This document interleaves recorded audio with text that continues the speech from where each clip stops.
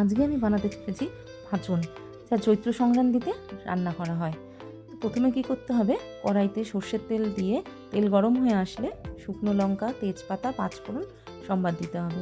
দিয়ে যখন তেজপাতাটা ভাজা হয়ে যাবে, তার মধ্যে যত রকমের সবজি পাওয়া যাবে সব সবজি এর মধ্যে দিতে হবে। তার সাথে কুমড়ো শাকও দিয়েছি, দেওয়া হয়ে গেছে। দিয়ে এবারে নুন, হলুদ দিয়ে ভালোভাবে একটু মিক্সড করতে হবে। তারপরে ছোলা আর বাদাম ভেজানো ছিল সেটা দিতে হবে। দিয়ে এবারে ভালো করে নাড়তে হবে। এবারে আদা আর কাঁচা লঙ্কা, আর এইটা হচ্ছে কাশ্মীরি লঙ্কা। আমি কাশ্মীরি লঙ্কার গুঁড়োটা ব্যবহার করিনি, আমি এটা কাশ্মীরি লঙ্কাটাই ব্যবহার করেছি। তো এবারে ভালো করে ভাজতে হবে। মশলাটা এখনও দেওয়া হয়নি, তখন ভালো করে কষিয়ে নিতে হবে। এইবারে তার মধ্যে ওই আদা বাটাটা, এটা জিরা আর ধনের গুঁড়ো জলের মধ্যে ভিজিয়ে রেখেছিলাম সেটা দিলাম, আর লঙ্কা বাটা দিয়ে এবারে ভালো করে মজতে দিতে হবে।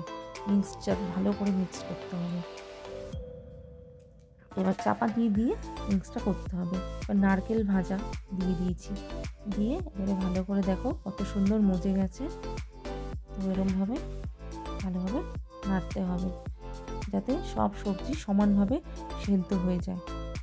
এবারে চিনিটা একটু বেশি পরিমাণেই দিতে হবে, কারণ এই পাঁচনটা খেতে হয় একটু নুন, মিষ্টি, টক সব মেশানো, মানে খুব সুন্দর খেতে হয়। তো তার জন্য চিনির পরিমাণটা একটু বেশি দিতে হবে। তরকারিটা একটু মিষ্টি মিষ্টি হলে ভালো হয়। তো এই হয়ে গেল, এবারে নামিয়ে দিলাম। এবার নামানোর পরে একটু ধনে আর জিরে ভেজে গুঁড়ো করে রেখেছিলাম, সেটা নামানোর পরে ওপর থেকে ছড়িয়ে দিলাম।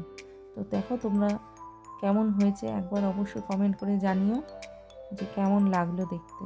তোমরা একবার যাদের নিয়ম আছে তারা অবশ্যই করো। তো আর আমাদের বাড়িতে কলা পাতায় সেদিন খাওয়া হয়েছে। কলা পাতা করেছিলাম শাক ভাজা, নোটে শাক ভাজা, বাদাম পোস্ত দিয়ে, কুমড়ো ভাজা, বেগুন ভাজা, করলা ভাজা আর আলুর চিপস করেছি, ডাল, আম দিয়ে মটর ডাল আর পাঁচন, সাথে আবার গন্ধরাজ লেবু। দারুণ খাবারটা জমে গেছিলো। তোমরা অবশ্যই কমেন্ট করে জানিও যে কেমন লাগলো ভিডিওটা।